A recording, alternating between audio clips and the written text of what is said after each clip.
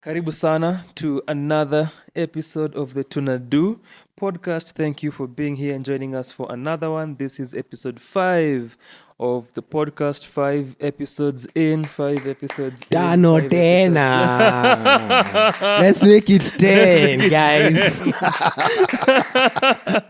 Let's do 5 again. Let's Was make it? it 10 again. And possibly that is very traumatic kama unasikiza and you're in this country na unajua what has been happening in this country for the past decade and what we are currently in. Because walisema they'll go for 10 then nipatie mwenzangu endelea Bana. another 10 Bana. so tuko kwa the first 1 year. It's almost a year since the regime ingia into power, but for the past 3 weeks, because by the time unasikiza hii episode itakuwa imekuwa 3 weeks, mtakuwa umesikia Tunado podcast episodes back to back. Mtakuwa umesikia saba hadi lini. Back to back to Mtakuwa back. umesikia was Jesus agenda favorite ya Irauka. Yeah, man. People wilding out here. While you were away. While you were away. Things happen. Wilding on my behalf. Hiyo ungekuwa. Tungekaa for 3 hours. Hiyo kama ungekuwa. Hatungetoka. Ingebidi kama watu ambie oe endeni home. Endeni home. And then mnasikiza this. So imekuwa episode. So imekuwa 3 weeks of listening to us back to back. And such a blessing. I'm sure you're having fun. Tusikia. So African hapa. Irauka. Engineer utaongea ama utasema no comment?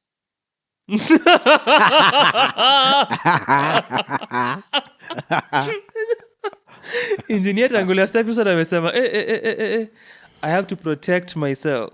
Ni kama kuna certain agenda.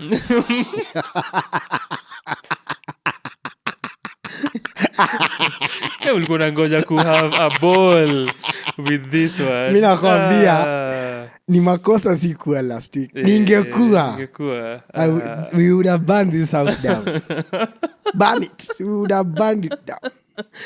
I'm sure I can only imagine what the dynamics would have been kama ungekuwa and how that conversation would have gone. But kama hujasikiza hii episode, if by any chance you just happen to have come across this episode before that one, in whatever way, via whatever means, tafuta uisikize. It's our previous episode, our 4th episode. Kama hujaisikiza and you know about us, skiza that episode. Karibu back, our brother. Yeah, asante sana. Sikushuwa kama mafanzo walikuhata. Mimi jaamini kwa tu sawa. Wanihate wasinihate. Sini life. It doesn't matter. Mimi hakuna mtu unihate anyway. Nimezoea. The lovers Nyirauka's life. Hizo time zote. So technically mnamwambianga you miss him. All those times. This is what it's come to. That it doesn't happen. Na amezoea kutohatwa. Oh man. Nini vile umesema the lovers, hakuna mtu anasikiza. Wanasikia? Because I don't have it. I know some of them. Wewe uko na agenda gani wewe? Tuliangalia polyamory. Kwa hiyo episode. Ile huyo kuna mtu wake. Napenda vile Roja nini. Ule alieka. The Trinity and beyond. Maze. Wanasema those 3 years. Aki mazejo. Ilikuwa wild. Chaos, man. Chaos. Such an episode which imedrop leo at the day that tuna record hii conversation. So tunaweza peana updates kwanza. So by the time we were recording that episode, the week before, which is 2 weeks ago, the time that tunasikiza, ilikuwa 1 session but we divide into 2 sessions. But tukirecord, as a matter of fact, ni 2 weeks ago, because tulirecord hiyo session on the 10th. Yeah, ni 2 weeks. On the 10th, ilikuwa 3 days after Sabasaba. Sabasaba had just happened. ika-inform our conversation hiyo siku. And then a few days after that, 2 days after that, ilikuwa wanze the 3-day protests and demonstrations. So walikuwa wamesema on Wednesday wana kickstart hiyo shughuli. Actually, as a matter of fact, hiyo siku after Sabasaba, hiyo wiki ilikuwa fanya Weno peke yake initially. And so Wednesday happened, and then all the chaos, all the turbulence happened then. And so gava ikatoa statements zake as usual, politicians wakatoa statements zao as usual, Kenyans wakatoa statements zao as well online, and wale watu pia walidemonstrate wakashare their experiences, and news ika report vile kulienda. Following that, on Thursday Azimio ikaongea wakasema watakuwa na 5 days of mourning. So the 5 days of mourning were from Friday. Okay. And so because ilikuwa waendelea na the protests the following week on Wednesday again, wakasema and this time Zitakuwa 3 instead days. of the 1 day ya wiki itakuwa siku 3. So hii wiki ilikuja, that happened, which has been this past week, Wednesday, Thursday, Friday. And then here we are. For this week wamesema itakuwa Weno peke yake. Kwa sababu people wamekuwa ki lose their lives, and so wana fall back kiasi, so itakuwa Weno peke yake.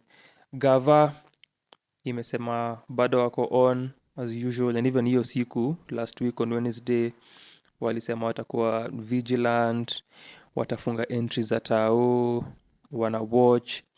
And as it happened, ilikuwa different from the previous week because the leaders of Azimio hawakuwa anywhere to be seen. Walikuwa kwa their counties and their hometowns. Raila hakuwa anywhere kuonekana, but people came out in the streets kudemonstrate. Watu walitoka kudemonstrate. Violence ika happen in the ways that we've come to expect of the government and of governments all over the world, that they will met out violence targeted towards the people. Kuna challenge them. Kuna angle ya watu wa ku protest pia, wenye ni looters, wenye ni wezi, wenye pia wako frustrated na maisha, wanaenda kutoa stress. And nilikuwa niseme kuna hiyo angle as well. Juu kuna videos nilikuwa na cheki and unaona obviously kuna tires kwa barabara, watu wameziset on fire, watu wamebarricade roads na stones. Then kuna videos nilikuwa naona watu wana take down easy stop signs. Kwanza kuna clip I saw msee kuna take down a stop sign. Yo. Msani kwa hiyo. Hey, unakaa unaangalia unajiambia what? That is the level that imefika. Na ni reminiscent of watu kung'oa reli. That was also a moment. Kulikuwa pia na expressway.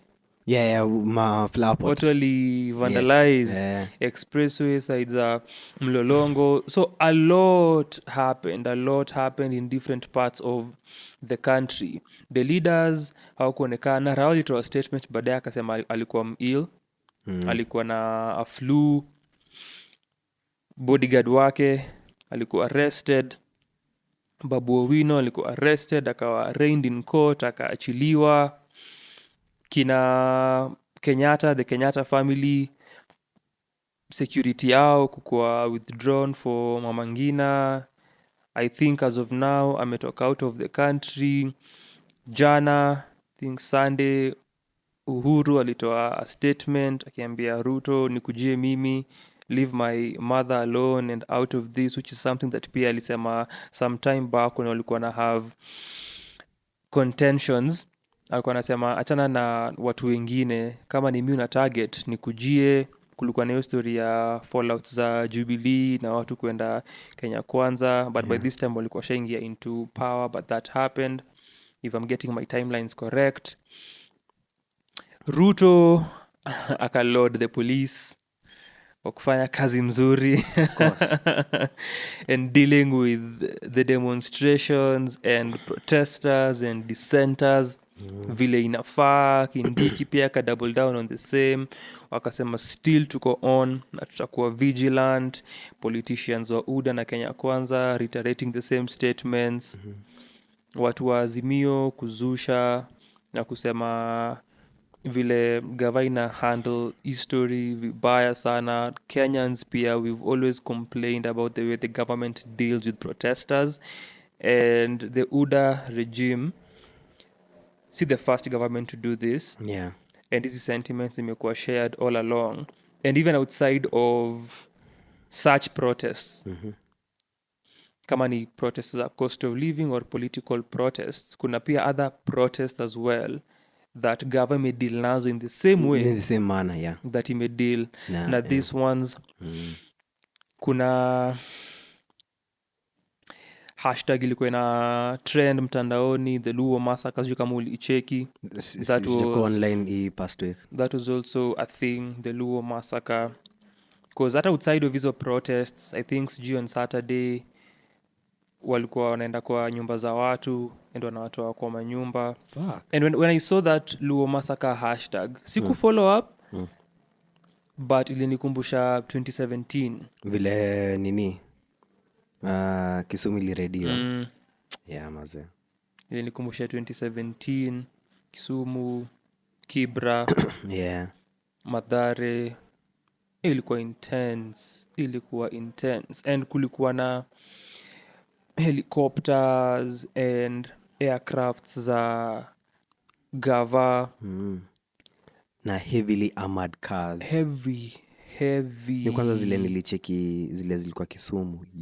heavy Like scary sights, like very scary sights. na ini country ile mtaambiwa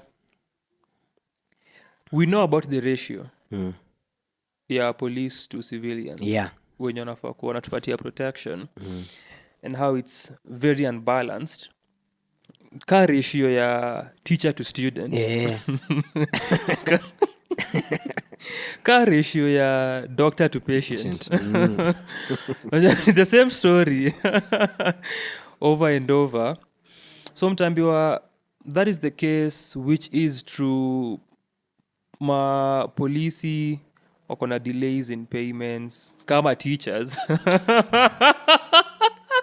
You know, funny enough, like your delays in payments, it's so bad. Like I know a teacher ule ame retire, na li retire I think last year, na aja get their retirement package, aja get. Na vile aja get hiyo, aja kwa ki get easy monthly as well. So like, as in, how are they supposed to survive? And that reminds me as well, speaking of retirement, kuna hiyo fact that, and hiyo reality ya gava kuto disburse funds to the elderly, Yeah. which inataking pia time. So unapata mtu amekaa na amengoja 2 or 4 months before apatiwe, and hizo delays all the time. Kuna conversations za serikali kufaa kupunguza its expenditure, but that is not happening. Yeah. They are spending and they are spending and they are spending on things that can be reduced and done away with, but that is not happening. And then wanatuambia we need to tax you more, Yeah. due to raise revenue. And then cost of living pia ni high. Si ati people are earning more that Exactly. will enable them kulipa taxes without feeling the pinch. And then people have paid taxes in this country and we are not feeling The effects of the of taxes paying that have hizo been paid. taxes. Yeah. Na ufeel services zile unafaa kuwa unapata. So going back to what nilikuwa na refer to, mnaambiwanga kuhusu the police, and tunajua how we are very insecure hata outside of kuangalia external attacks. Yeah. When other countries, when other groups, militia groups and all attack us externally, tunajua pia huku ndani we are always under threat and tuna live in an insecure country and the police hawatupatiangi security that tunahitaji. They are part of the insecurity. For sure. Yeah. But when kuna such situations, Yeah. kama ni watu wanadai kuprotest and kuna differing political factions, dissenters as they'll be called, or when kuna elections and kuna stories of violence that wanasema tunasikia vitu zita happen, or we know how this place reacts to politics, to election results, zile meddle with.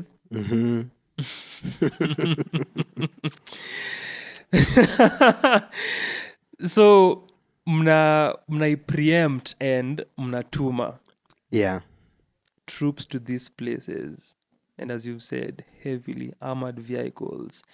Utakuwa na ndege zina fly over hizo areas. Kwanza hata I think kuna time in Kisumu and possibly even sides za Kibra na Mathare, kuna time nare zilipoteanga. Na sikupotea ni kunini. Yes. Ya kuhakisha wamekata. Juu 2017 I think time ya Yasin Moyo. The child who, yeah, it's that time. Senior time. Yeah, near time. You know time pia Baby Pendo. Yeah, near time. You know time ya Msando before the elections. Yeah. You know time ya Nkaiseri before the elections. Mwenye alikuwa CS or internal security. And this script we have seen before, and we keep seeing it over and over again. The script iliandikwa kitambo, watu wana change the characters. Just the characters. When wanaicheza, maybe the exits na entry points ndio zinabadilika. But stage directions, the dialogue, the conversations ni same. Ni zile. And for you, hiyo Wednesday hadi Friday ilikuwaje? How was the experience for you, to Thursday? So like this past Wednesday, this past week ndio naweza sema chaos imefika like close to home Malina stay. Juu nini kulikuwa na wase walikuwa na cause fracas along Kangundo Road, place plan inaitwa Choka. Unajua Choka? Unajua QMP. Anyway, iko past Njiru kama unaenda Ruai, but before ufike bypass ya Ruai. So kulikuwa na hizo nini on Wednesday. Kwanza Wednesday ilikuwa like watu hiyo road yake inatumika pasi like, and then Thursday like kulikuwa kumetulia, but there was like something in the air, like unaweza feel like a tension, but like unajua ni kama I remember when nini hiyo time nilikuwa niishi Umo. I'm trying to remember kama ilikuwa post election vile ili hit hiyo 2007 to 8. So hiyo 2007 to 8 ndo nilikuwa acha nijidate nilikuwa nini 2007 I think ndo nilikuwa nimeingia. Yeah, ndo nilikuwa nimeingia form 1. So around your time nakumbuka tulikuwa holidays, tulikuwa mimi na bro wangu tulikuwa tumeenda kwa best yangu kwa Jemo. Shout out Jemo, na hata usikize podcast pala douche. Jina exist. Hebu nitamwambia nikimcheki. Jemo, umesikia? Poor marketer. Maze, I really am a poor marketer. I hate selling things. Anyway, nakumbuka like I don't know how to explain it, but like the air just changed. Like unge feel like there's a tightness in the air, and then tukaanza kuchikota na kimbia, watu wanakimbia, tukienda tukajisi kwa keja kina Jemo, and then nilikuwa mimi na brongo mdogo, na then nikamshow hatuwezi shina tumekaa hapa, hebu twende mtaani. So si tukangangare tukienda mtaani, ukitembea like ungechiki maduka watu wamefunga, the streets zina feel bare, ukikutana na mtu like watu kila mtu anajipa shughuli. Na ilikuwa sasa hii Thursday ilikuwa almost the same, but like haikuwa that tense, but bado ilikuwa na feel kuna there's a certain unease in the air. Na interestingly enough, sasa kwa mi hii Friday sidhani Friday nilienda tao, but ile Friday, the last Friday kulikuwa na, is it the last Friday na kulikuwa na nini? There's a certain Friday kulikuwa na no, the Friday that I think unasema ni the one preceding Sabasaba. The one preceding our recording on that Monday, because Sabasaba was on Friday. Juu nakumbuka sasa hiyo the one preceding, sasa hiyo ndo niliingia tao, na mimi niliingia tao like in the late afternoon. Sasa first of all nikikam mat ikageukia kwa barabara, so ikabidi nitembe kuingia tao. Ngara ama dudu singo kama kutoka Utawala, so nigeukia hapo South B, unajua base South B. Ukishapita Hele Selassie before ufike Nyayo, bas ikageukia hapo. Kwa nilikula moto kula moto sana, sema magari zingi anyway, lakini kuna like kulikuwa chiki magari zilikuwa zinaingia, lakini hazikuwa zinasimama pia juu zinashukushukua si. And then nikiingia town, that was the first time niliingia town, kachiki all the supermarkets were closed, because hakuna wakati kushaikuwa na demonstrations keyword, not post-election violence, demonstrations, supermarkets hazifungangwi. Like unaweza pata ma exhibitions kadhaa zitafungwa, lakini super hazifungangwi. So vile nyingine nikapata super zimefungwa, na hiyo ilikuwa kituka 3:30. Ghost town. Nikashanga huko ni wapi? Ghost town. Na like I know vile mko mnasema the gava like ni kile usikiza tu ni hii kelele ya demonstration. Na I feel yes, people need to have the right to picket, you know, but pia unajua there's so many factors. Kama vile tulikuwa nasema ukisema hiyo story, like ukilist the people who are might be among the picketers, like mse amejamu hizo like kuna mse tu amekam mimi naenda wera mimi kama kuloot mwingine amekam mimi nimekam ku destroy property, because like hii government limenifikisha, this is the only way I can mete out violence against the institution, this is the only way. Juu wezi na upiga karao, wezi na upige politician, you know, like the closest you can get to harming the state is state owned assets. Na kuna watu pia wamekuja ku destroy property for the fun of it. Yes. How they're having a field day. So there's that, and then some pia kuna people who are genuinely picketing. Like yeah, it's a mishmash of different people when wamekuja for hizo demonstrations na protests. Yeah, and unajua ka niko nafikiria ka sai, like if the police actually, because the police are also Kenyan, au pia wakiingia kwa supermarket, unga sai ni 230, unga ya ugali na unga ya ngano ni 202. Unajua kuna wakati unga ya ugali shaikuwa more than unga ya ngano. Like, that's insane. Unless maybe there's a time before my birth, but like I'm pretty sure kuna wakati during my sign your ama yoko dessert unaweza kumbuka haikwangi cheaper. Unga ugali is always cheaper than ya ngano. Ndio na feel kuna point when that changed and ikaanza kukua no sasa ndio imeanza kukua, sasa ndio ugali imeanza kuwa more expensive. But nasema there's no time other than hii period nikisema hii period actually hii period juu hata ase before ingie ngano ilikuwa more expensive than nini, like hata ugali kipanda ya ngano ilikuwa napanda kiasi, like such that ya ngano ilikuwa more expensive than ya ugali. Sasa bibede hata nilisikia msai complain shanga cause mimi si baingi ugali muusiaga. Let's go, Sema. Save that mula. Siaga mahindi. Vile gavanya tusaga. Masejo. Tusaga. Nimengivi supan ndo nikacheki unga ugani ni 230 shillings. Considering kuna wakati ungeinunua na 100 shillings like a year ago 120. Ndio nakumbuka kuna wakati ugali kipanda 120 watu wakicomplain. Do I think by time if ni last year maybe 140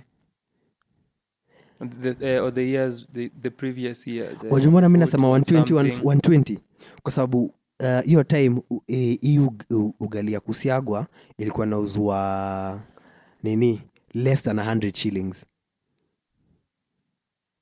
As in hata I've lost my point because I'm so frustrated. And I wish I wish like if ka police pia wangejoin in the picketing, but then first of all I don't know how unajua ukiajiriwa in these forces kuna kongana vitu usema you can't go against. If you go against, first of all unaweza kuwa imprisoned ama vitu kama hizo. Unajua ni kama in the military ukienda AWOL una like away without official leave una arrestiwa shika hizo. Like I don't know the laws ama the things that are in place zile zinawazuia kuifanya, like the actual laws zile zinawazuia kufanya to join in picketing juu hata hao like ungekishukishwa itawa benefit. And then considering like they are amongst the lowest paid government employed officers. It's so frustrating. And then pia ukiangalia underpaid, under-resourced, and then pia vile uishi hata hawa deplorable conditions, very deplorable. Hawajaliwi kabisa. And then bado hao ndo wana expect wasimame kwa mabarabara wachukizi machwani like in a day kan nimepanda matatu in a day siwezi kuona msi moja amepewa chwani kwa ile matatu niko as in hata kama ni usiku hata kama ni mchana like in a day it's insane.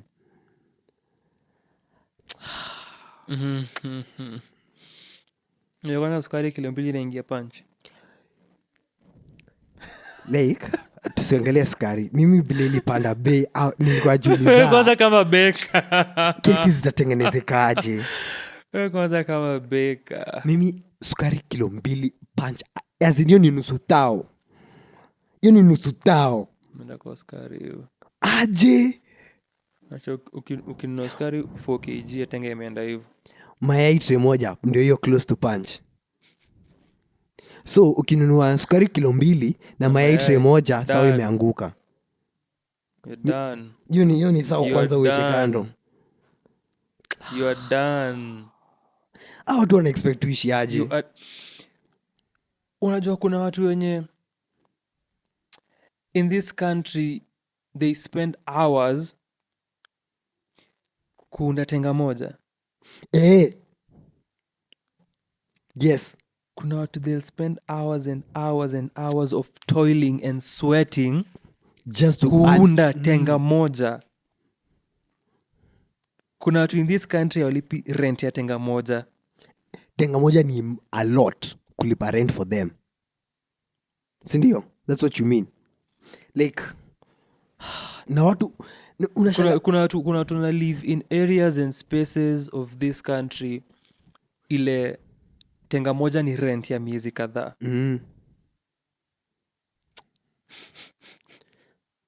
Nao pia lazima wakule.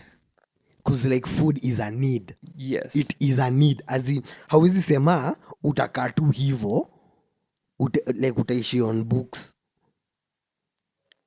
Na lazima uende utafute hiyo pesa ya kukupatia hiyo food. Alafu ulipe hiyo rent ya hiyo kejenye you keep returning to daily and leaving in the morning to go to work from. And most people have families to fend for. Yes. Mi kwanza the people with families. People have families to fend for.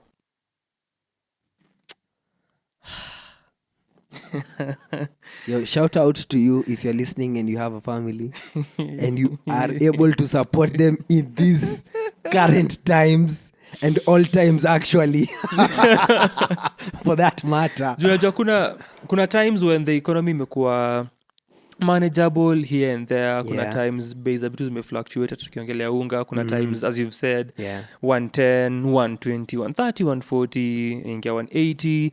Kuna talks with farmers kupunguza bei, how they are selling their 90 kg sack of maize to government bodies ndio wapunguzie pia watu wakiwapakejia na kuwauzia. These moments have been there. Sugar farmers as well. Yeah. It's been an ebb and flow of activities economically.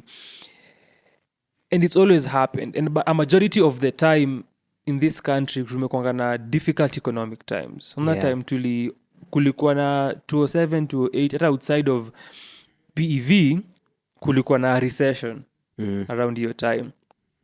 And then kumekuwa na hizi moments saa tumeget into the Jubilee government, waende wachukue madeni, waanze kukula, waanze ku mess up things, and of course we will feel the trickle effect of kile wanafanya. And imekuwa tu ikidecline. Imekuwa tu ikidecline year after year, and ina get to us. Yeah, maze. And then what government usually does, even from previous governments, they usually tell you they've done something. They throw figures here and there of the things that they've done across different spheres that you're supposed to see. This is what tumefanya. This is the activity that we've done during this period of time. And I even said this during our previous recording. If the people wenye mnasema you've done this for are not feeling it, there's nothing you're doing. Yeah. At all. Kama how feel the difference, kama how feel the impact. Hata kama umefanya kile mnasema umefanya, haimata at that point. Juu lazima ionyeshe kwa their level of livelihood. It has to show kwa their welfare, like reflect kwa vile wana feel na vile wanaishi. Ni kitu inavyokuwa hata kasi tangible, ni kitu inaonekana. Like ni kitu unaweza sema enyewe unaona hasa akiingia like things were so hard nini lakini saa hii hata niki like after nimelipa rent, nimelipa nini, mubu akinado naweza fanya hivi like I don't remember a time where like things have become that good. You know, like vile tu unasema things just keep getting worse. And like I keep asking myself, like where will this all end up in terms of like the how the nation is led and vile Kenya ina quote unquote grow. Like yes, tuko na easy infrastructure kayo road iliekwa na nini, but like as in who will attain power na actually look out for the Kenyan, you know, like who actually like ule anajali like ule mtu anajali msi wa boda wa ukweli, like anajali ule mtu anajua asubuhi akona so na budget ya maziwa mkate, hiyo so ni ya maziwa mkate ya familia na ni kitu itatosha, unajua like cause I don't think anyone in power, like the current people in power, they even know the cost of these things. You know, like ukiambia mtu mkate ni 60 bob, nikosha naweza kumwambia that's very cheap. Na ukiangalia there's a time mkate ilikuwa 25. Acha tuseme tutoe hiyo story ya kumbukia first episode nakumbuka maze alikuwa anasema acha tuache kwa sababu pia kuna inflation na world markets and what not. Like inafai kuwa if one could comfortably afford milk and bread when alikuwa na 3 children when they are growing up, anafai kuweza ku comfortably afford milk and bread sasa hata watoto wako juu sahi you can't even do that. It's like hata ni vizuri watoto wamekuwa wakubwa wanajitafutia au pia wapitie shida zao kama wako peke yao bila watoto ama na watoto wao.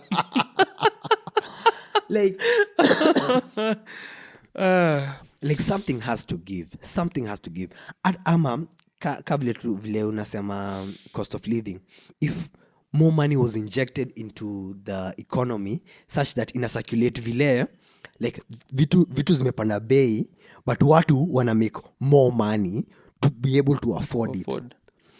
Ka nilikuwa najiuliza from time to time hupanda bikes from Kijani hadi kwa stage. So siku moja nikitoka stage nikienda Kijani nikatembe kidogo juu kutoka kwa stage wasi usema 70. Sikuwa kulipia 70. So nimetembe kidogo ndio at least ipate wachwani. So nilipata msee nikamwambia ni aje utanifikisha hii place na ngapi, kaniambia 70 msee. Nikamwambia 70 nani hapa? Hiyo kutembea iko make difference. Nimezua kaniambia brother, lakini unachikia hata mafuta imepanda nini. Ndio nikakaa chini nikajiuliza like unachiki like I have this tendency kukosa kuitikia new prices of things. Kwanza for like wase wale mu interact nao na daily basis, kama mse wa boda, mse kadonda bezi ambao kiniambia 30 like na kula moto. Lakini nikakaa chini kajiuliza yenyewe jua wase pia they also have their own expenses. Na yeye kama mafuta jana alikuwa anainunua na 165, sasa yeye anainunua na 195. Like see obviously lazima hiyo mbao iongezwe. It only calls for you know like na feel pia we also sasa unajua cause kama mimi nataka kugiodo lakini mimi soti pesa yangu imeongezeka. Kuna hiyo pia that mufikirianga as well. Hata nikikam ku record last time nimekuja na msoa nduthi, and that is the sort of conversation that in your bay ile app imekuonyesha na imefika, and then anakuambia hata si uongeze hii right. And kuna hiyo situation ya yes, mafuta imepanda, kuna bei ya vitu imepanda, wewe uko na bills zako za kulipa, uko na your people to take care of and your things to take care of. There is that. And then here we are, ume-offer service, bei imenionyesha hii, and the app iko na its pricing system, iko na cut itachukua na kupatie bei fulani. Then mimi niko hapa, mi pia I have my own things to deal with, and my own things that require money and finances. So everything is tied together. Kila kitu imeshikana. Sasa tadu iko tied together. Siko nataka kuongea leo mazee. Nilijotaongea. Nilikuwa na ngoja. The agenda must agenda. Nilikuwa na ngoja. Mazee niko na point serious. Mimi nilikuwa na ngoja tu time yako tu. Nisema hata nikupatie time. Juu I also wanted to ask you because earlier tukiset up ulikuwa unauliza vile my way no ilikuwa to Friday and if my activities ili interact with the protest. But and I think this pia inafaa kuwa an eye opener for us as Kenyans. Najua most of the time we really focus on politics and in the way that we understand politics via political personalities, via political ideologies or lack thereof, via political parties, via our inclinations and whom we vote for, whom we align with. That's how we understand politics, and who are to understand politics as the distribution of resources, which is the definition of politics. So with that, na feel inafaa kukua an eye opener ya sisi kurealize everything is connected. Everything is literally connected. But engineer unaweza share sentiments zako. Well, mi sikuwa nimefeel hii stuff properly until mtaa route mi utumia kwenda mtaa. Nilinotice kuna shida ya nini security light inakaa dim like a couple of days. Yeso nimejaribu kuuliza kwa nini imehappen, because well that means like a few landlords on the road kwenda mtaa. But then only to discover that wali change lights wakaeka zenye ziko na lower wattage, lower power, I think electricity. So electricity ni state owned azin. Hiyo siko na expect. Mimi nafikiria tu kuna electric fault, but nikaona imekaa for a while, najaribu kuuliza nikaambiwa hapa light zilichangiwa. Ni unyama mazee, ni unyama. And then kwanza ukiangalia what the trade off is not worth it. Like trade off ya kusave pesa ya ile stima itatumika hapo na maisha ule mse anaweza nyongo kwa sababu Kwa hiyo njia kwa sababu hiyo light sahi haifiki kwa 5 meters, inafika 2 meters, so between 2 na 5 hapo ndo unanyongewa and beyond kwenye kuna lighting huko hivyo, like what is being saved, unajua, like it's so unfair to the Kenyan people. It is so unfair. Na utanyongwa ama utarushwa kwa hiyo between 2 and 5 meter point or beyond place hakuna lighting because kuna a Kenyan mwenye their economic condition imemfikisha hapo imempush to that point. Wewe una hustle, una struggle, unatafuta, maybe unapita kwa hii njia magizani because umetoka hustle, maybe uko na boss mwenye anakusumbua na kupatia pressure, maybe hiyo kazi unafanya si kazi unapenda, nganya pia umelipa fare fulani hiyo time, labda hata ulikuwa umebidi utoke later juu pick aungefika bei. Hiyo pia is another factor. All of these things ziko tied to hizi vitu ziko connected. And then umefika mtaa, so if you do have a family, maybe watu wako alishalala juu umetoka late, how you interact with them, which is affecting your relationship as a parent na those kids. Uko na a house help mwenye maybe anafanya hiyo kazi, and all of these things got tied together. And maybe watu wako will see you in the morning as you are preparing them. Pia wewe chances are in the morning wanasaidiwa na house help juu wewe umetoka early in the morning. Juu unajua lazima pia ubit traffic. Hawezi chelewa wera. Chelewa unaweza vuto. And pengine tu umepiga hesabu ya nikichelewa kidogo ndalipa fare bei fulani itaingia budget yako. There's also that. Juu kama mimi nakumbuka unaweza nini tukiwa umo. Nikitoka before 6 nitapanda mat na 30 bob. Nikitoka after 6 napanda na 80 bob. Aje.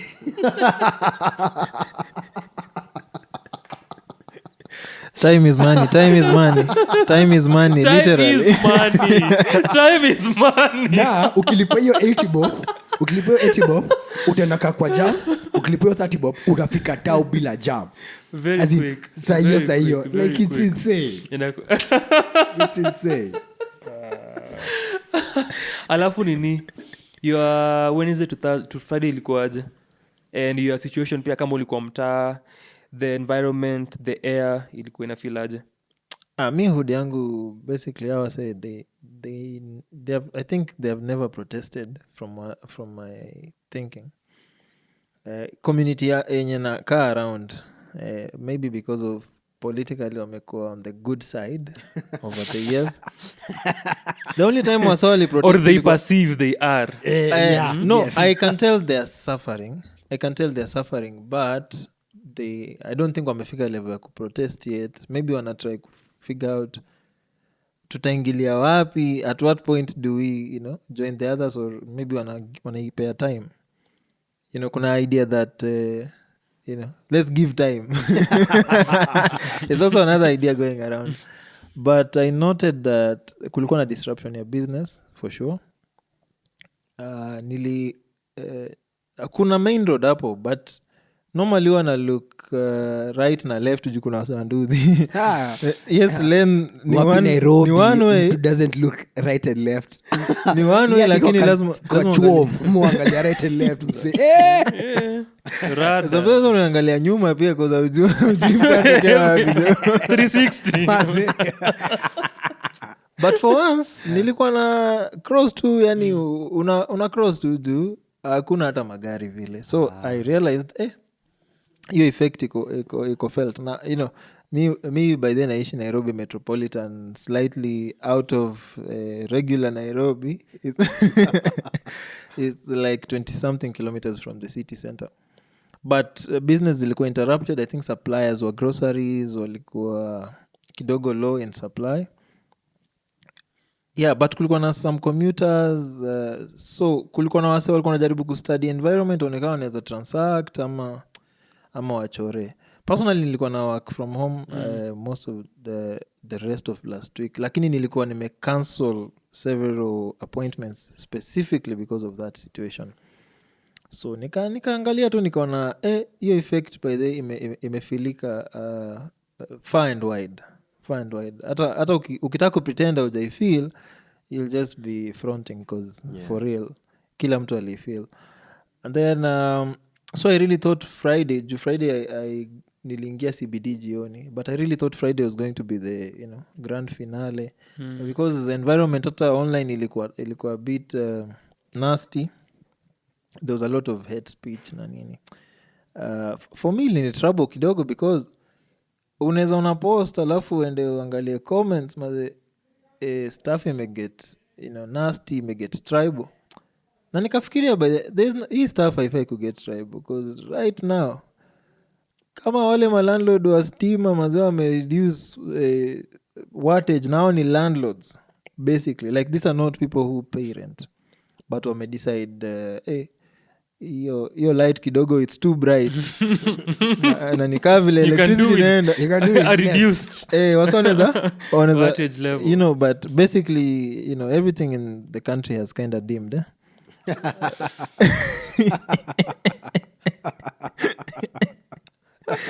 so I also got true to the environment.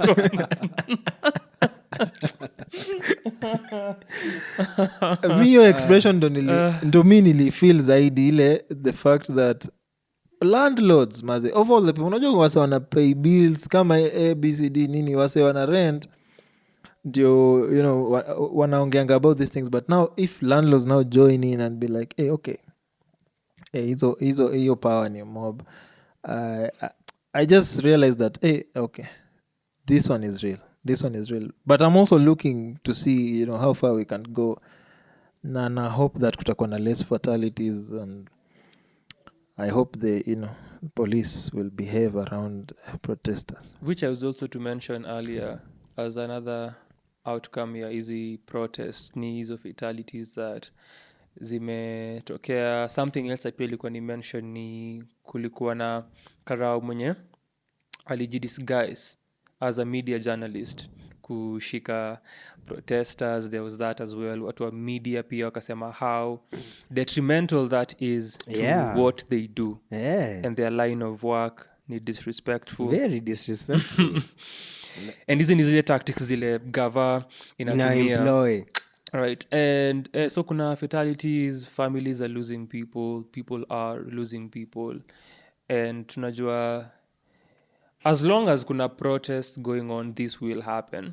And so kuna hii thought ya now Azimio reducing on what they had said they'll do in terms of intensity, wakisema okay sawa we are losing people to back in a Wednesday, and it happened pia previous during such protests wakisema we are doing Monday and Thursday, but because of the way gavana behave tutapunguza for the sake of lives za watu na to see lose people while protesting and demonstrating na agitating for certain political and economic changes that we hope to see. But it happened at on Wednesday. Gava ishakuwa very hard on their stance. Na wamesema they'll keep doing this. Azimio pia wataendelea with the protest, and people are frustrated, very, very, very frustrated completely. Encounter hizo comments that you saw online, the tribalistic conversations, because I didn't. I avoid. Okay. Na avoidingi juu najua I know people na najua kule hizi conversations zinaenda and mostly you get those on Twitter and Facebook. Kwa Facebook groups utapatanga hizo vitu sana sana. When you are reading through those comments, did you think of 207? Did that come to mind? Will you feel or rather what this did is you going think? The best question is what do you for think? sure. Maybe hakufikiria tu But you can ongelea because I mentioned tribe. Yeah. But no, I thought zako zilikuwa zipi? I didn't think of 207 so much because there's not such a very distinct tribal divide on these matters, especially with the current economy, since it has been an imekuwa na equal effect across most tribes if you think of it, if not all, and especially the tribes that feel they are in the good side of this government because there are promises that were made to specific communities, but they can just see those promises not being met. So siku feel this thing should generate to a tribal thing. The only thing I felt was kuna hizo issues zenye ziko zenye zinakuwa triggered na maybe the political appointments and small things that we see around that we start interpreting as tribal issues. But I didn't think of it in the extent of 207. So the only way I interpreted it was these are just guys bitter with the situation. They're bitter with the situation, so they can vent it out in one way or another. There's also been that hashtag of massacre, Luo massacre in Nyanza, and I'm still yet to verify to what extent it is. But I also saw some videos that still I haven't verified if they're current. People being taken from their houses and being beaten up. It was really ugly. But I thought about it, the way even the police dress up and they gear up. It is so hard for a regular protester to harm a police officer. It is so hard. Especially one who has a helmet and a shield and a rungu. For you to get to the police officer, I don't know. I don't know what you'll use. Unless you also have a firearm or a grenade. Which we haven't seen. So my concern also was, are guys really engaging with the protesters the right way? And my thought was, we really disregard human life in our country because we just count this number of people dying. Very true. We just count like numbers, but one person dying is a lot, like one human being passing on. So now that I see, okay, there are reports of people being killed, and then the government congratulates the police in handling the protesters. I'm there wondering, what? Oh, so we don't care. So human life doesn't matter to us. But then it took me back a few steps, and I thought of Shakahola massacre and bodies being discovered, and now it's like forgotten. Eh? And I think last I checked, the number was 425, I think, because imekuwa ikienda ikipanda. So we are going to forget this, right? Watu 400 plus. 400, what? Like, Ni watu wengi. Do we That's care? an entire congregation. maze. Swali ni wakipotea watu wako na notice. Hizo pia ni things that people have asked, but something that I thought of and I've seen also people share and converse about ni when people are in cultic movements, they seclude themselves. Oh yeah.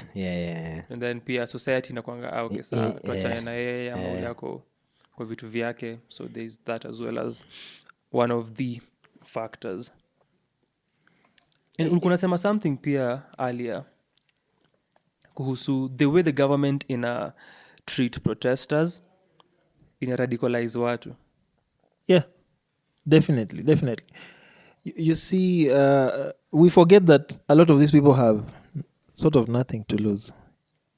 Maboys wamekaa kwa mawe mtaa, maybe wameitwa na a politician somewhere nini. Mobilizing is an art. If you've ever had to maybe do an event in the ghetto or in any of those underprivileged communities, for sure you're not going just to call guys. You sort of have to mobilize and give some return on investment, on time investment. You can maybe provide food, something. So I'm sure even mobilizing is is an art. And when these guys are there chilling, they have nothing to gain from anything in particular. And someone meets them and tells them, yeah, we have to protest about the cost of living. Maybe that person may be taking advantage of, the concern, the issue to benefit politically. Maybe. However, that does not take away from the issue because the issue exists. It really exists. And so there's that point where, the more people are hurt, you think that you'll hurt people to submission or silence. But we know very well, if you hurt a father, the child sees. So they're not just going to... They might not be able to do anything right now, but they see it. But also other people around see it. The people who did not even want to get involved in the demonstrations. Now, if someone goes to their houses and hurts these people when they're in their houses, the thought in their mind next time will be, look, whether I'm in the house or out there, there's no difference. I can as well get involved. Yeah. But I don't think we think like that. I guess we are easy. Ni kitu pia that umemention na nilikuwa nasema last time, that we have understood and tumeona the way people in power and the way systems respond to our concerns ni when we voice them via protests and demonstrations. Something else that is on the other end of that ni governments not realizing what you've put deftly, that we won't suppress in this way na watu wakose kureact. That hawajui the more una suppress the worse ina get. Yeah. What is happening ni you're piling on top of other repressions and suppressions that have happened in the same ways or in different ways but intended to achieve the same effect for years. Over and over, people have gone through this over and over, and umewa treat in the ways that you have, and they are storing this and they're storing this, and when time comes kutakuwa na hiyo reaction. When it happens again, itakuwa that reaction, because we are seeing this, we are intaking this, and that's what I usually say. And pia that's why more avoid kama ni kuget into hizo conversations, nikiona a hashtag kudai kuangalia tweets under that or post online na kuget into such conversations, unajua where they'll go and the feelings I'll have regarding that.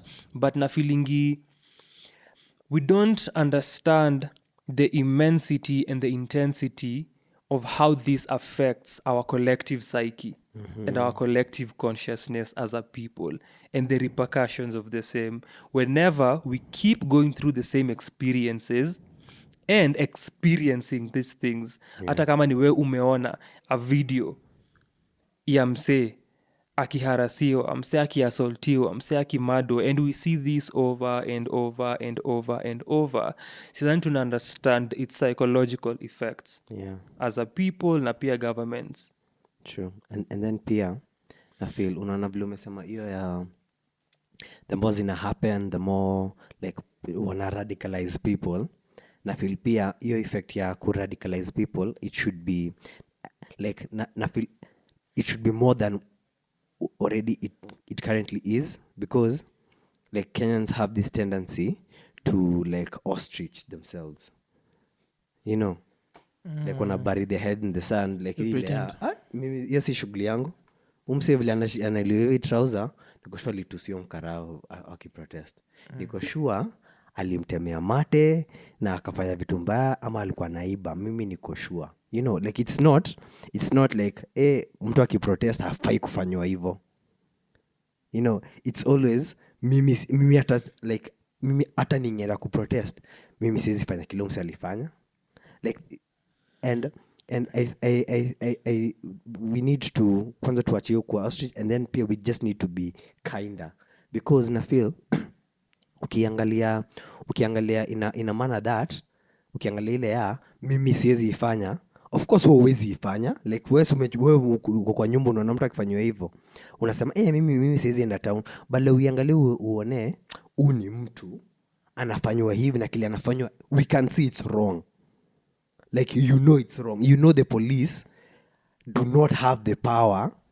to do that, like that is wrong, but collectively wale watu hawa protest, the good Kenyans au pia like that's a really big problem. We see bad things happening to people, and instead of us calling out the bad things, like sisi tunasema they're not happening to us. Mbona mlienda kwa street bas like so mngekaa nyumbani? Unasikia like I've had this watu wakiongea nikitembea unasikia wasi wa Ndudhi kupita kwa shirika sijui kani Ndudhi ama ni wapi nilisikia, but recently nikitembea nikasikia msee akisema msee alishutiwa huyo ni kujipeleka alijipeleka ndio anashutiwa hivyo. I'm like yo, well, you clearly have not interacted with the Kenyan police, because I say like anyone is up for it. Like ask the children who've been shot, ask the children who've been tear gassed. Na si mara ya kwanza. Na ndani ya shule. As in, ukumbuki time kulikuwa kuna hii chuo iko next to iki grab hapo Weston. Yeah, land grabber. Hapo Wilson. Wakalisha tear gas. Yeah. But even during these protests kuna shule pia ilikuwa tear gas. Kwa refer and then kakumbuka pia it happened previously. Yeah, but it's been a while, so but there's a connection, yeah. There's a connection. It's been a... kama hiyo time ya hii time the children were tear gas because kwanza ilikuwa several schools, haikuwa just one. This time. Yeah, this time. Nasikia hata Mada here in almost close to Nairobi West, and that's a place you rarely hear of such things. But tunaongelea watu kujustify criminal activities za gava targeted at citizens, wakisema watu walijipeleka na that's why mlidedi. Yeah. And pia kujisema gava imeua watoi. Maze? Gava imeua watoi. Mimi nakwambia like mimi naona, and then pia hii nini like hii kipande system. Juna feel kipande system ndio imetuletea pia hizi mangori hizi za like you cannot question authority. Like I know kama growing up questioning authority was a big deal. As in mbona unaniuliza, lakini sahi like my nieces and nephew they question authority, and they as they should, because authority is not like the end all be all. Like authority is just there because of at that time wako na hiyo power, like me the bullshit I took when I was young I can't take now. Not from anyone. Huwezi kubali. Ati mtu ananiambia Irauka wewe umefanya nini, na mtu unaniambia kaa nani? Hata gava. Hata in the famous words of Pablo. No comment.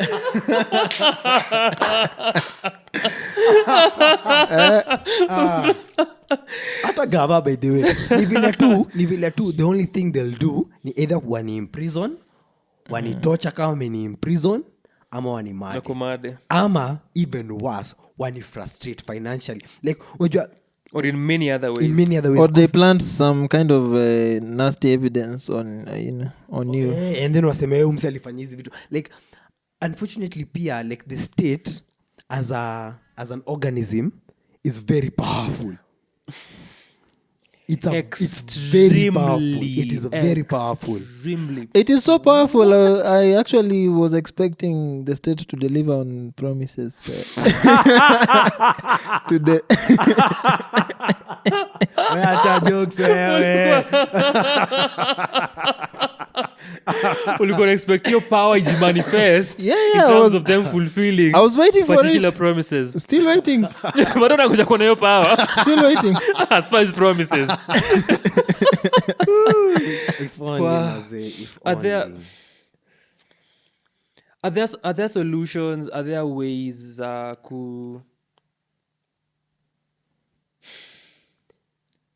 manage protests for the protesters? In Kenya ama in general? No, huku. So in Kenya, like me na feel first of all the police need to join the protests as citizens. Yes, as citizens. No, nikisema as citizens namaanisha, are you also taking into account au kuja kwa hizi protests in their garb, ama unasema wakuje in their regalia ya wera, ama kuja hivi na their civilian clothes? Wakuje in their regalia ya wera na wasimame na the people. Like imagine the only thing ni like nini yangu my head goes to like dystopian nini scenarios where if seme like police, like a large number of police, like decide ka vile sema hii ya Wednesday watu watokeleze hivi cheki polisi wa Nairobi kama like 50% wako na wase wanatembea nao police like easy areas zote like kuna groups of police wamejoin the protesters. Allow me to punctuate that with this. Sari umesema 50% kanikumbusha that something I heard ni kuna also a divide kwa the police that kuna watu wenye wako upande wa gava na quelling the protest na wale wenye wako side ya the protest. Yeah.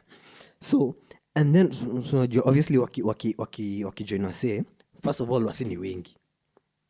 Manpower may reduce to 50%, sindio? Unfortunately, if such a thing were to happen, vile mimi naona ni the state inaweza call now state of emergency, military police, military sasa itokeleze. And then sasa shida pia military hawaambiwi like ao wamekam kudu one thing and one thing, clear the streets. Orders from above. Bas. Orders from above. Atio wafande unalipwa orders from above. And that's the problem. Like is state machineries like literally state machinery. Yeah, like, they'll just grind us. Literally But you see that one you're talking about when they effect martial law, like a state of emergency. Yeah. As inasema like kama police wange decide ku join the protest like ile like politicians one enyewe like hata so politicians nini the president on enyewe like things need to change like unajua obviously these things they come from above. The next people wataitwa ku bring order ni police ni military. Yeah, but we hope so the military per se, the armed forces itakuwa military, the right term. Trust me, itakuwa military. Because if the police and if you're talking of the boys in blue and AP, GSU, NYS, actually NYS have been part of this whole demonstration. Like they have been maintaining law and order in some way. I think I saw someone mention such a thing, but I'll get to know about it. Lakini they were talking in a very interesting demeaning tone. Like huyu hawezi bring up NYS. First of all, NYS like is it a state machinery? Because like from time to time is it not? Of course it is. Like umeona ka ile time Obama alikuwa na kam Kenya 2015. Yes. I don't know if you notice NYS walikuwa chapa malap nini the weeks prior walikuwa chapa lap sana CBD. Yeah, noted because au pia I think I like this now I'm not sure about how true what I'm about to say is, but like nilikuwa nimesikia wali help up in cleaning the streets pia kufukuza the street urchins or the beggars the nini and I'm like anyway si ni kazi yao National Youth Service si umeendoko kula na skill a trade. Yeah, it is part of the role. Sijui kama walisaidia in that, but that actually happened. Yeah, I know that happened. Na kumgadi watu waliholiwa in like in lorries out of Nairobi. We needed makeup for me when that happened. The image I had in mind at that time and what I kept thinking about ni how Idi Amin alikuwa na treat the crippled in UG. Hata vile aliwafanya. Do you know the story? Yeah, the ones they were drowned in Lake Victoria. Si kwa drown kwa gather up in lorries na kwa that was harsh. So hiyo time nilikuwa chuo, nilikuwa campus, so nilikuwa tao a lot. And ungeenda tao, the streets were clean. Unajuliza, they have actually done this. I know. I also had the same thing. I'm like they have actually executed this. But it was very eerie kutembea Nairobi. Like kwanza considering ukijua how it has been done. Kile imehappen na vile imefanywa. Ulikuwa na any thoughts regarding protests, because it goes back to what we were mentioning. Uko na an amalgamation of a group of people when you wanna show up kwa streets. Watu wako na frustrations zao economically, they want to have the government hear them. Kuna watu wako na their frustrations and they have nothing to lose and hawajali vile itaenda. So kama ni kupigana na gava and our personnel iende vile itaenda, tutakuwa kwa streets na nyinyi, hatujali. Wale wenye wana destroy property, wale wenye wana loot, wenye wako na honest grievances and they actually believe this should be helping them, itakuwa na positive outcome. So kuna sects of people within this large movement that is protesting. And so with that, kuna hiyo challenge ya there's no way these protests will have one outcome. There's no way itakuwa na that one manifestation ya tunakuja kudemonstrate because of the economy and we will walk from this place to this place depending on different parts of the country and how they plan that, and tumalize polisi wa provide security as they should during such na watu waende mtaa. There's no way that will be the outcome. Is there a way of remedying that? By the way, the protests on the other week, where it was said that 20 Hiyo wiki after counties. Sabasaba ama Before the last week's protest. hiyo I wiki mean, ingine. rather, I'm saying last week, but I'm talking so about the the days 3 days. after- Before the 3 day. The days after. Oh, okay. The protest before the first 3-day protest. So hiyo ni 2 days after our recording. Yeah. Sabasaba. Yeah.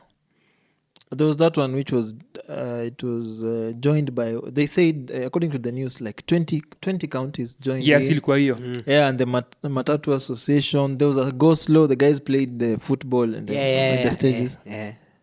And the involvement of the police was less. Did you hear people die? Hiyo ilikuwa nayo. But how many were they? No, people had died kwa the Sabasaba. Kuja kumbuka nikisoma articles on that as I came for the recording, and then pia nakumbuka the reason I even mentioned this, the 5 days of mourning because people had died People died. on hiyo Wednesday. So akasema tutakuwa na 5 days of mourning, Friday hadi Tuesday, and then we know now we are doing this for 3 days. But it was Kaende, less. It was kaende. less costly compared to this that has happened, right? The previous one. In terms of deaths, Yeah, because imekuwa more. imekuwa more. Imekuwa more. But also From the what I engagement have with the seen so police far. was a bit lesser the first time. I don't know. Just help me go through this because I'm also wondering, where things get tough. Is it when we both get tough, or if we both say, look, we have a problem, why don't we, humble ourselves from both ends? Like, okay, you guys cool down, we cool down, let's meet somewhere, let's see if there are points of confluence where we can agree, and the parts where we can't agree, we'll just say we can't agree. So in this sense, I'm seeing the solution being, if other groups of people agree with the protest, other associations, I would say, maybe like the matatu owners, maybe if it is teachers, I don't know if teachers have any issues. Whichever groups, if they join, they do not even have all of them have to go to the streets. They can, they can just make those calls and engage the government and say, look, even from our end, we see this. I've seen religious leaders try to talk. And for me, I was happy about that because some people believe that it's the religious people who voted for this government the more. Alipewa mado. Eh? Unajua, whenever these There's that things have story. happened recently, Eh. whenever kumekuwa na demonstrations and such political tensions, they've always tried to talk and chime in, or they've done it. I usually feel wanajaribu ku undo their silence here 207 208, Nani hao? the church. The religious. By the way, the church should not even be. It's not only the church. It's so the religious community. Hawafai ku nini. Even Juu, the hao ndio non-religious wanasupport spiritual watu wabaya. people. si ndo alisupport Ufala akaingia. Allegedly.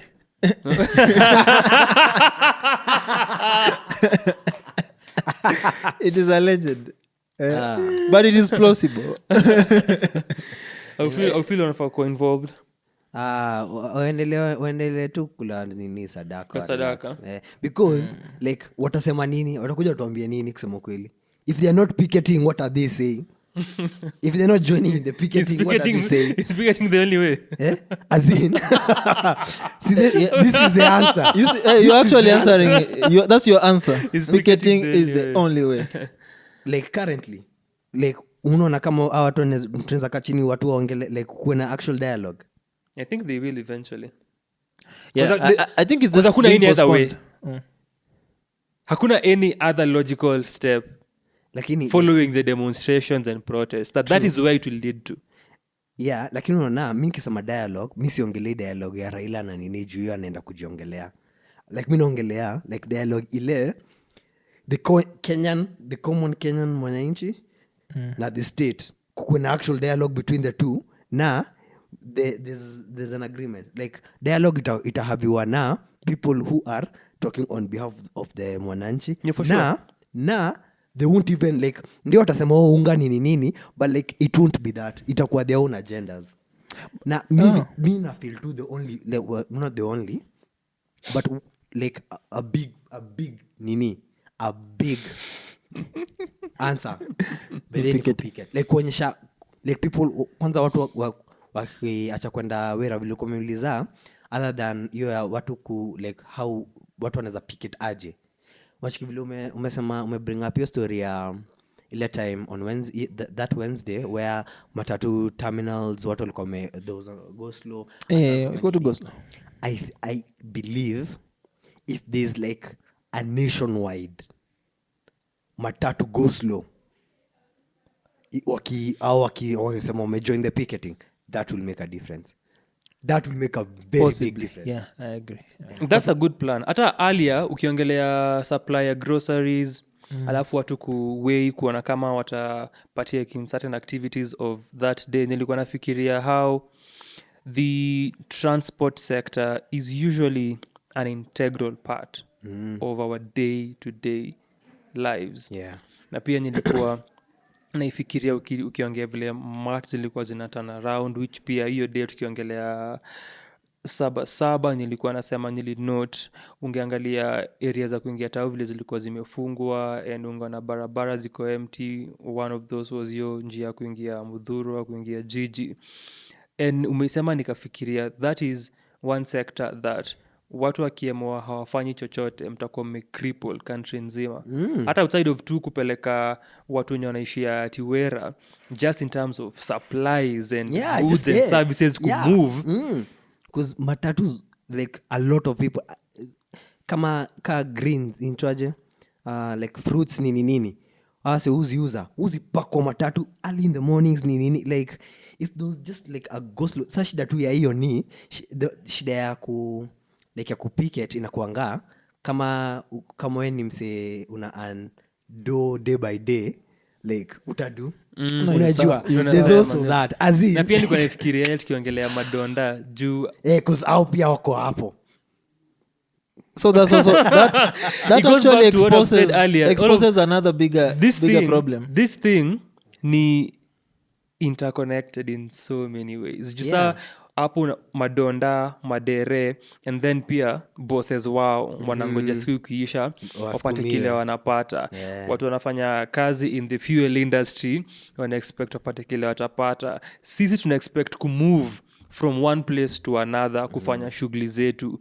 Goods and services ina move from one place to another. Tunaongelea matatu industry and we know in Nairobi hiyo penya lishawase watu wa skodi wanakulianga hapo pia. It's all connected and as you've said one thing wa maji one thing that is usually an observation that imekuwa made ni watu hawezi enda kwa a revolution wakiwa kinenge. So kinenge upeleka wasi to the revolution lakini ndio pia uwa sustain because as you said if people need this money that wanapata daily hapa na pale, msada pige hesabu aseme hapana, acha mi nitafute yangu. And hiyo pia ni a sentiment that people have said, cause nakumbuka nikiona kwa news so on Friday, as you were saying earlier, the way the protests zimekuwa zimeenda zikididimia in intensity, so we know ilikuwa high and then Thursday ikashuka and then Friday ikatulia kidogo. And even mi mtaa for Wednesday and Thursday nika hiyo air ulikuwa unasema nika ningeifeel kiasi, bali kukuwa to a higher level. Kulikuwa tu na few businesses kidogo sana zile zimefunga here and there sparsely, and then nilikuwa natembea, nilikuwa na feel ni kama ile siku ya election results kusomwa. Kwa sababu nikitoka nilikuwa nimekaa kijani the whole day, and then nilitoka magizani majioni, and nakumbuka hapo around 5:36 watu wanafunga kunaweza kuwa sparsely populated, watu wana disappear. So ilikuwa na feel ni kama hivyo kidogo, and then pia ili feel ni kama ile period ya December, ile festive season ya the last 2 weeks of December where kunaweza kukuwa na inactivity hiyo mkiingia krisi hiyo time, then to get into the new year ilikuwa ina feel hivyo in some way hiyo day. But kila msee anategemeanga hii sector, and if people wako able kuambiwa tunakupunguzia hesabu fulani, kama ni hesabu ya food and what you need, and we can say tuna unite, and for this amount of time we are able kufund whatever you need, but let's all of us together do this. Inaweza kuwa powerful thing, man. Juu if watu wa Mata wafanyi wera mnaenda wapi? From point A to B. Na si all of you mnaweza afford sijui Uber na Bolt na nini. Bas, na wale wako na magari zao haimaanishi watawabebanyi wote, cause wengi wao wataki maabiria, na wale watabebana ata surcharge. Watacharge. Also charge ata surcharge. As in kama ni based ya so wanajua kuna gari unaenda nayo, like it would make such a big difference. Lakini sasa the practicality, like the mathematics of it. Kuna very many intertwining factors. Very many intertwining factors. But think of it this way. This protest, it's said to be built around finance bill, cost of living related. And another solution other than picketing is actually a review to that thing. It is a solution. And it can be done without even involving opposition leader. Imagine. Yeah, it can be like, we can't talk. But anyway, we'll do some review here. So, no handshake, no conversation. But I'm not sure if our leaders want to do that. Because that would be a realistic thing. It would be like, okay, now we have felt the heat of this, and we are taking a step back. We are looking into this document. So at least if that's out of the way, I wonder, would people protest if they say, let's sit on this for a while, let's see if we can hammer it. Unfortunately, also, this thing was passed in parliament. And a lot of representatives of all these many constituencies of the people. Representatives of the people when you voted for it. Obviously, I know very soon there's probably going to be a salary increment thing for them. I think executive and some permanent secretaries and I don't know, CSS. There's already been a salary increment to cushion some really high paid people from the rising cost of living. Man, do we even have a country? Sometimes I think of it, I'm like, what? We should pray. Watch vile umesema hiyo ya vile bring in the leaders. Hadi nikaanza tu kufikiria like clearly we don't have leaders who care about the people they are leading. Harken back to what you'd said earlier, kufikiria kama kutakuwa na msee mwenye ata point in time atakuja mwenye anajali kuhusu the people. Like it's so clear. Hadi unajua ka part of the reason mimi I have decided to abstain from voting up until I die or until something changes is because I'm yet to see like kufeel ni kama the leaders wale wana elect you, like wana stand for elections nini, like they actually care about the people.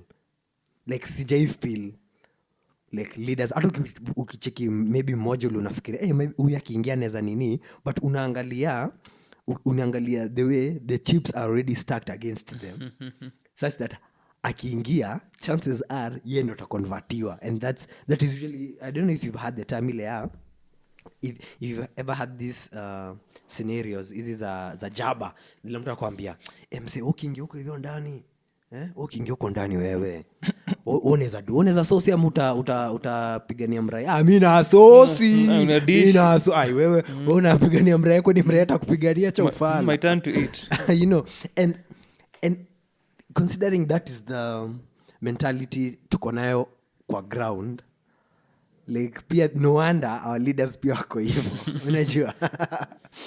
Na unaangalia the amounts zile wanalipwa, because sote wanalipwa 50 Gs, sote wanalipwa 100 Gs, Sati ni 200. So wanalipwa 200. Sati ni 4.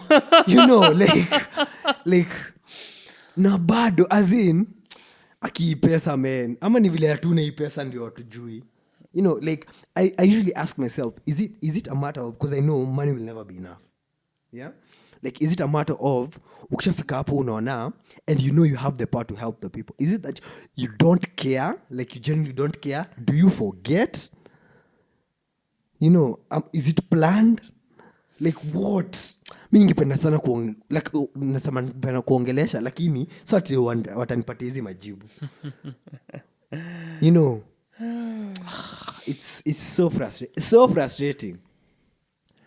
We might very frustrating. you also said something you have said. Yeah. You said you didn't want this whole thing to be about politicians. You'd rather it be about the people. Yeah, lakini the people elect the politicians. So there has to be a face of this show. Mimi naona like makosa ni sisi. Because like if you were kind, if we as a people were kind, like first of all ingekuwa vile iko, unaget, like ingekuwa vile unaona, like there would be so much more outrage over a single life loss from police brutality. True. Unajua, if you were kinder, like ingekuwa unawaje Mkenya, hata so hivyo, it doesn't matter who unawaje mtoto alikuwa kwa nyumba kwa balcony ati a stray bullet, na sisi wote like tunakasirika and then inaisha hapo. Like you know, kama tungekuwa enyewe like kind people tungesema hapana, something has to, like haizishia tu hivyo mtoto, like those are the people the society is supposed to protect. Like it's the fabric of our society is torn. We need to burn that fabric. Nilikuwa niseme it's beyond kindness. Kuna so much kuna so it much is, that has brought us to where we are, and our attitudes and how we feel and how we respond to things. Kuna vitu vingi sana, and of course if you know me, mimi nasema tuko far gone tayari. Tuko Kuna jibu. far gone. And you know the only way out.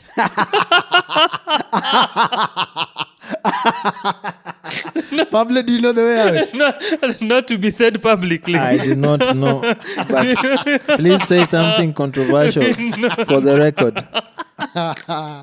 Really, this is a deep cut. The only way out. Oh, this is the guy of yeah. The Europe. I know there was that joke of Europe. Okay. You just go to Europe. Use a rope. Man, you guys are rough. So I think we can have some hope. Like when I see guys like Okio Mtata, hiyo pia ilikuwa nipeane another update as well, mention the things that have happened between our previous recording and now. Yeah, as of early Sunday morning, I believe in the wee hours, ofisi yake iliraidiwa and people stole some electronics from ofisi yake in Busia. So I was to mention that as well. Na tulimwongelea the other time. Maze, nani huyo anaredo ukia mtata maze? Umse anapigania the... That's no maana. Azim. No maana.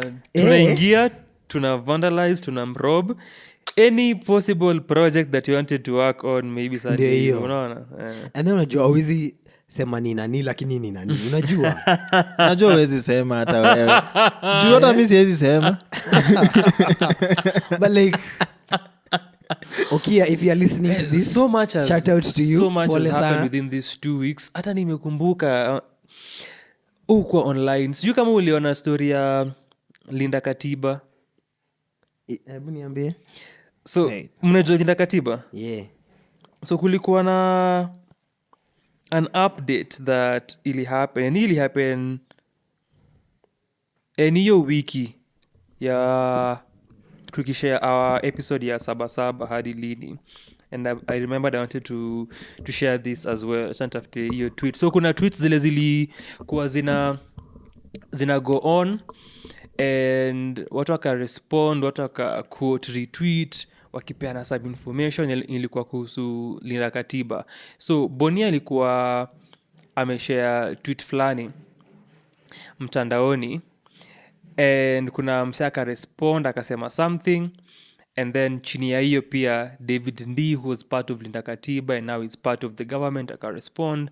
Amekuwa pia akireceive flack because wewe as an economist too at a point in time ulikuwa na question economic policies za government, unapatia wasee the rundown ya what is happening saa yuko serikali, and hizo policies ulikuwa na peana suggestions or the ideas you are sharing, why are you not doing the same with this government for this government. But so this is what had happened. I'd mentioned this the other time because of Ruto ku lift ile logging ban.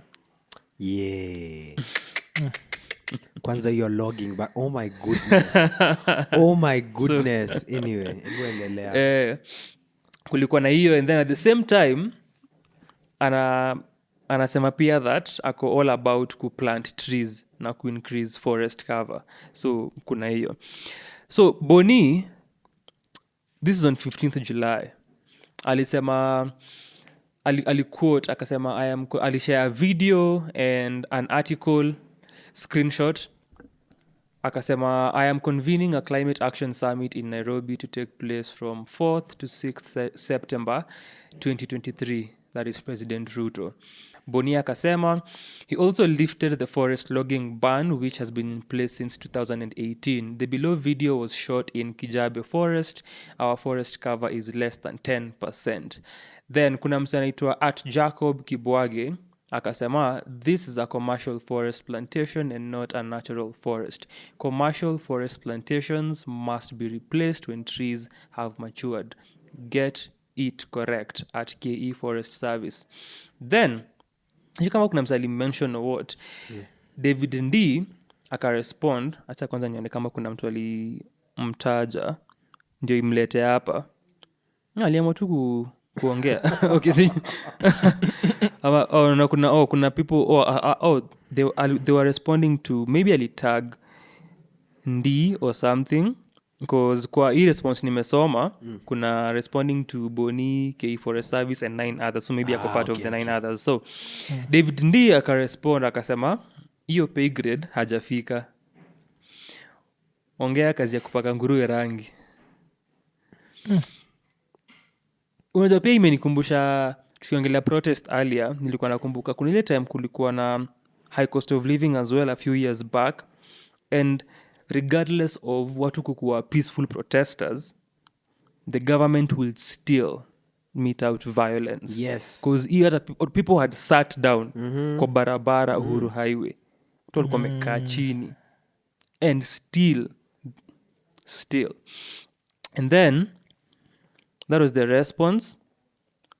And then kuna msa akasema I can't be so Boni akai quote tweet na picha ya Ndi, then akasema never wrestle with a pig because you'll both get dirty and the pig likes it in your quote ya George Bernard Shaw. Then kuna msee at Mark Osedo akasema can't believe Boni and Ndi were once in a group called Linda Katiba fighting fiercely for the rule of law and constitutionalism. How Ndi joined the mutilators of the 2010 constitution is still unbelievable. Power corrupts. And Ndi respond to this one? Yes, akarespond, akaiquote tweet. Akasema, time for revelations. Linda Katiba was formed by myself and Martha with Ruto support. Martha was then prospect for William Samoei Ruto, WSR, running it. Made full disclosure, which is why Makau Mutua was attacking me, even paid Boniface from WSR campaign money. Hypocrites, the whole lot. Martha Karua respond, akasema, David D, I am disappointed you have joined the ranks of unmitigated liars. Throughout our collaboration in Linda Katiba, you never disclosed any funding from William Ruto or anybody else. We contributed for our expenses until towards the end when we secured funding from a philanthropist. If at all William Ruto funded you, it was your own private affair. I am not aware, another tweet, of Boniface Mwangi being paid from William Ruto money. I recall the time Boni left, we were not able to refund to him out-of-pocket expenses, let alone remunerate him. Towards the end, you did disclose to me that you had received financial support from William Ruto for your case against BBI.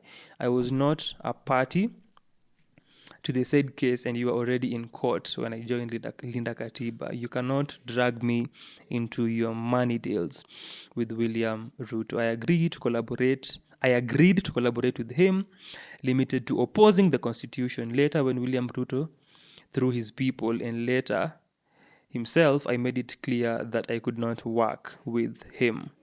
So ilikuwa tu a rabbit hole. And then kuna msaka sema at ESGC, reading from these confessions, one may only conclude that David Ndi has finally realized that he got himself to a rabbit hole and now wants to drag everyone around him. True. This guy is a celebrated economist. And then Boni akasema Ndi akirespond to hiyo ni ya revelations, your tweet. I'm ashamed that a man of your stature would stoop this low to malign my name.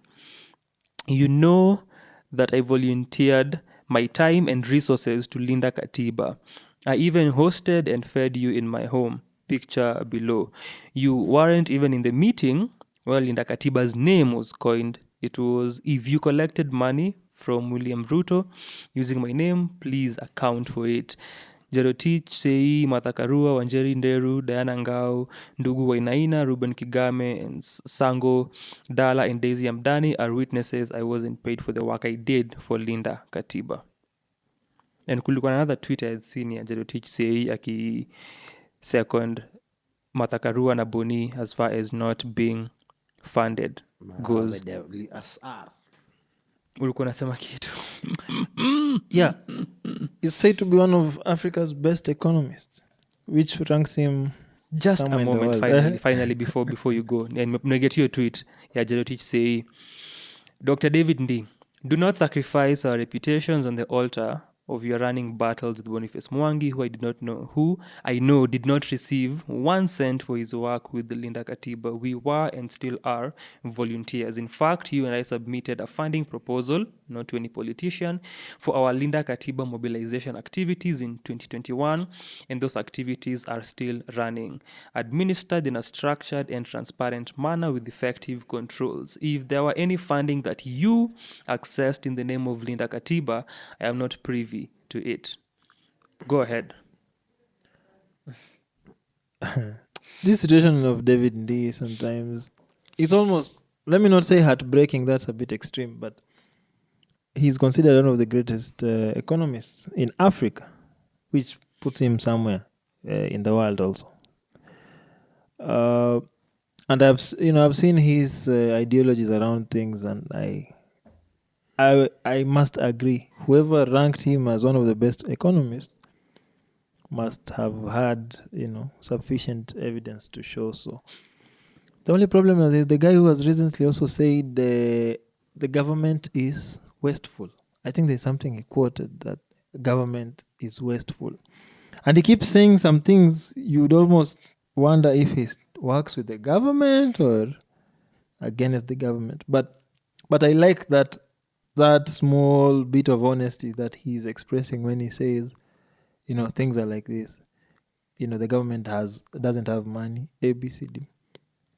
I think he's also in some corner, maybe. He's trying to figure out, what just happened. What just happened. So in the process of figuring that out, maybe that's why we get some comments from him that are unlike people who work in government, because as much as he seems to defend government, some things he has said have made me wonder, is this guy still in the government? Is he there? But if he's going to be there, I don't care, if, his bosses are, this kind of people or that kind of people.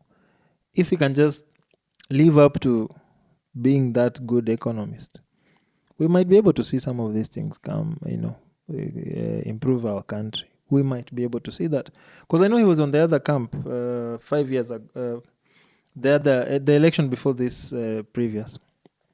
And he still had those great ideas. Perhaps we need to see, we move from idea to actualization. Perhaps he needs to come through strongly in times like this, where there's like a finance bill and all these issues, because Kibaki, who was considered one of the best presidents in Kenya, according to many people, had that economist background.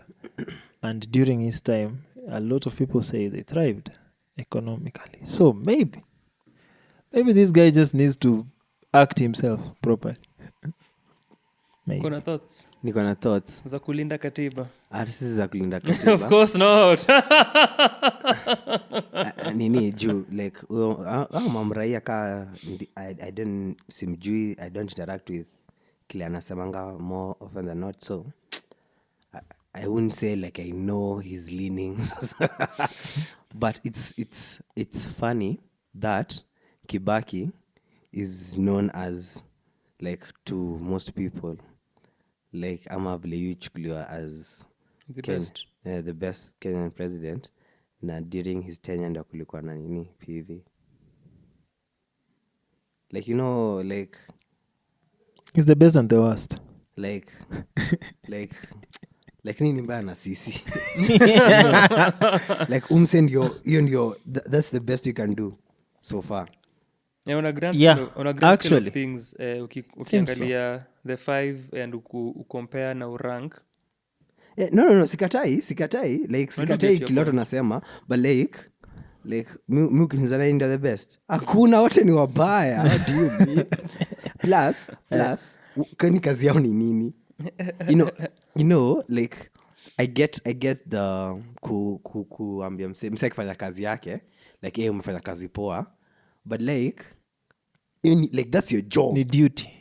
It's not a favor. Like ukiwa hapo, the country is supposed to thrive. Like when the country is not thriving, tofokasirika ikithrive tofekuwa, that should be the status quo. The status quo should be thriving. Unajua, like it should not be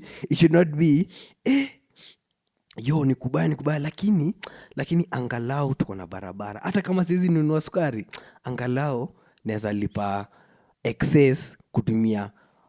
Actually, naweza lipa excess kutumia barabara huko chini limeharibika, juu mimi sina gari ya kutumia kwa hiyo barabara juu. Unajua? Like, cause pia ukiangalia as in na get pia vile expressway imekam kusaidia na nini, cause yenyewe imesaidia, like you take like 15 minutes from Mlolongo to ST. It's insane. It is insane. But like pia the number of people pia wale wanafanya kazi wanatoka Mlolongo wanafanya kazi pande za ST pia ni wengi, si ndio? Lakini they have access to the expressway. No, that was for people landing in the airport. No, yeah. It was not for the ordinary guy. True. Lakini nasema like naisema in terms of like infrastructure, as much as infrastructure inasaidia like kama hiyo ilikuwa ya airport na nini, pia inafaa kusaidia like a large number of people as well, unajua. Juu kama with the expressway, I don't know if you metembea Mombasa Road of late, like ni kama they don't give a fuck how you're going to cross from one side of the road to the other. Kwanza there are places along Mombasa Road ndio uende the other side of the road, either upande pikipiki iende like a distance, ndio uende just a point you can see across the road. You can't access it because there are no flyovers close by. There are no hakuna bumps because kuna expressway hapo chini, kuna places expressway iko chini haiko juu, so hawezi vuka hapo na mguu like it's. And then hakuna hata footpaths za kando ya barabara like cause pia watu hutembea like nimechikiwa sio wakitembea hiyo Mombasa Road. Mimi pia nimetembea hiyo Mombasa Road, na hata nikitembea like nimetembea zile za nashinda like turning my head because gari inaweza nigonga juu hakuna place ya kutembea. Alafu like ukigongwa utauliza mbona huko unatembea kwa hiyo barabara? Bas as in like do we care for people? Like that's where it all begins. ajali mamraya. Do we care for people? Kuna msame amequote tweet ya Njorotich akasema linda tumbo.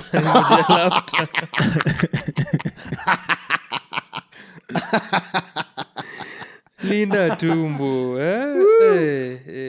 Fighting for their own. Tufunge story hapa. Mazebu tuifunge. Jumii hii kitu hizi isha. Ukiangalia duma vile tunanyanyaswa. Mimi kama the common mwananchi.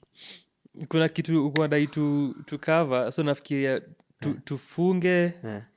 Tufanye a quick short episode ama tufanyaje? Tunaweza funga ndo nikimbie washo.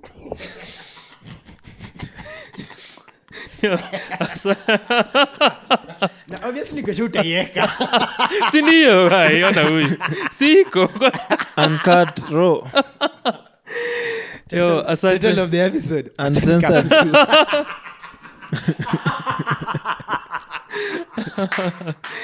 Alafu kitu interesting kuhusu episode ni uko nasema utakuja hapa turudi back to our food topics lakini but hii ni kuhusu food. Mostly lack of it. Nasema ni kuhusu food. Hiyo pia ni another thing. The level of food insecurity in this country is a whole nother conversation. Do you know the number of people who wake up not knowing if they're going to eat that day usiku, as in wanajua wametoka kwenda kutafuta. Sai as we record this kuna msana ingia mtaa na najua leo sikuli chochote. Sai as we record. Sai kuna familia kadhaa in this country, all over this country, wanalala hivyo bila chochote. Asante for listening to this conversation. Hii episode 5 of this podcast, of the Tunado podcast, imekuwa political once again. Rightfully so. Sijui kama unasikiza Suki, if you're here. Suki niambia after sikia wa Saba edition, alisema ati now I have found my source of news. Ambia wewe, do not trust me and do not trust the rest. Trust mimi sijui chochote. Mimi sijui news man. Unverified vibes na injala. Unverified sources. Yeah. Shukran sana for listening. Leave your comments tafadhali kwa comment section, depending on platform unasikizia. Pia unaweza tupatia a rating Kama uko on Spotify, kuna maybe a poll or a question that nimeuliza, changamka nayo as well. Kama hujasikiza our previous ones, give them a listen. If you have, asante sana for listening to another episode of the Tunado podcast. Until next time, shukran sana.